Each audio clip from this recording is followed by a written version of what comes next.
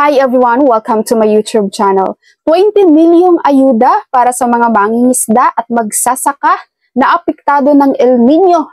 Yan ang hatid ng ating Pangulong Ferdinand Marcos Jr.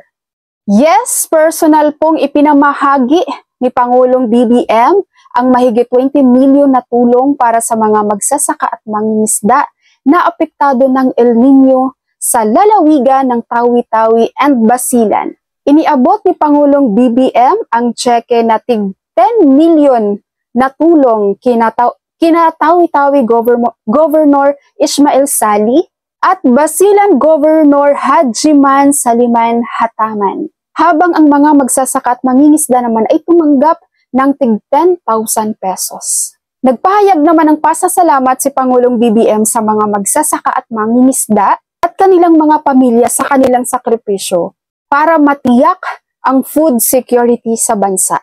At maliban nga dyan guys, na mahagi rin ang Department of Social Welfare and Development or DSWD ng tig 10,000 pesos para sa mga magsasaka at mangingisda. Ang House of the Speaker naman ay namahagi rin ng tig 5 kilos na bigas sa bawat taong dumalo.